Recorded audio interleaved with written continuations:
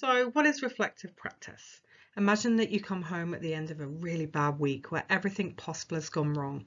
When you walk in the front door, you're confronted with a time machine which can take you back to Monday morning, so you can live the whole week over again. You use this opportunity to think about everything that went wrong and what you could do, if anything, to correct things as well as trying to repeat the things that you've done right.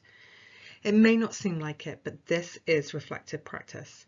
Reflective practice is the ability to reflect on one's actions so as it's to engage in a process of continuous learning.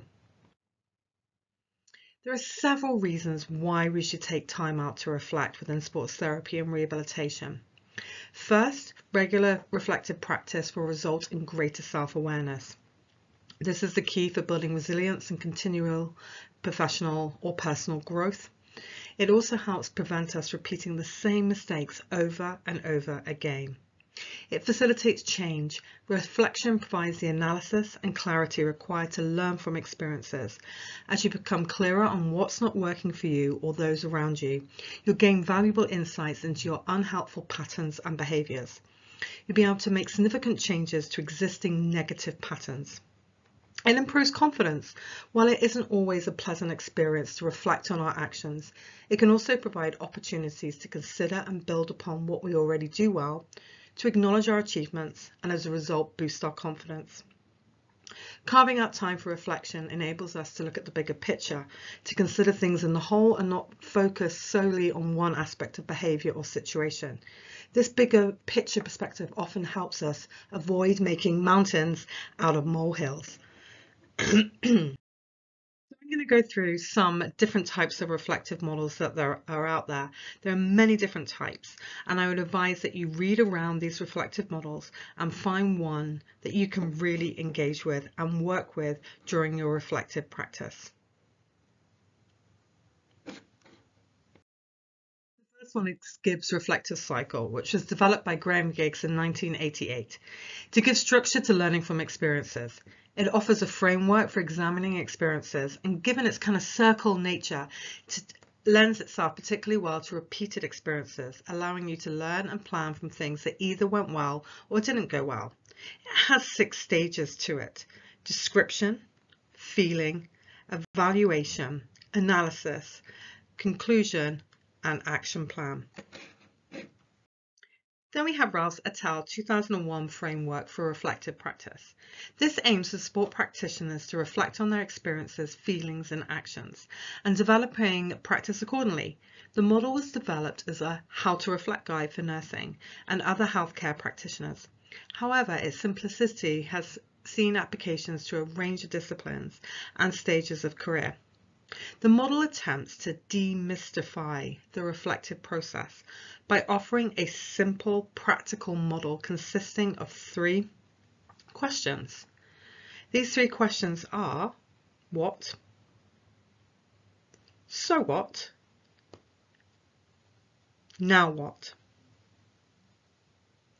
These questions aim to surface learning through the stages of describing an event, analysing the implications, and considering future possibilities as a result of these new insights.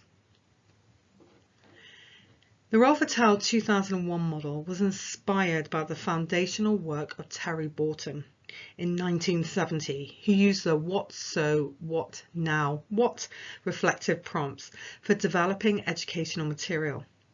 These prompts can also be seen through the work of John Driscoll in 2007, who adopted the model for healthcare professionals and endorsed using the 3 questions for individual and collective reflection in clinical practice. Chris John's model arose from his work at Burford Nursing Development Unit in the early 1990s. He envisioned this model as being used with the process of guided reflection. His focus was about uncovering and making explicit the knowledge that we use in our practice.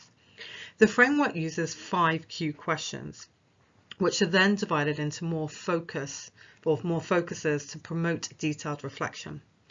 So within John's model of reflection, you have description of the experience. Describe the experience and what were the significant factors. The second one is reflection. What was I trying to achieve? And what are the consequences? The third question is influencing factors. What things like internal, external knowledge affected my decision making? The next question is, could I have dealt with it better? What other choices did I have and what were those consequences? And then learning. What will change because of this experience and how did I feel about the experience? And how has this experience changed my way of knowing? And that is John's model for structured reflection. So then we have the 5R framework for reflection. So this is reporting, responding, relating, reasoning, reconstruction. So reporting of the contents of the experience, responding to the experience, so observations, feelings, thoughts, relating the experience to knowledge and the skills that you already have, reasoning about the significant factors or theories to explain the experience as well, and then reconstructing your practice by planning future actions for similar experiences. These are just some of the reflective models that are available out there. You may find one that works for you, or you may decide that none of them really suit you. These models provide a useful guide or place to start, but reflection is a very personal process, and everyone will work towards it in a different way. Take some time to try different approaches until you find the one that works for you. You may find that as time goes on and you develop as a reflective practitioner, that you try different methods which suit your current circumstances. The important part is that it works. If it doesn't, then you may need to move on and try something else. So in conclusion, reflection results in learning. This is due to changing ideas, but also a changing understanding of the situation. Reflection is an active learning process, and it is more than simply thinking. Reflection is not a linear process. Reflection leads to the development of new ideas or opinions that are used to plan the next learning phase. Reflection encourages one to view problems from many different angles as possible. This helps to properly understand the issues or issue and to investigate personal values, assumptions, and ideas.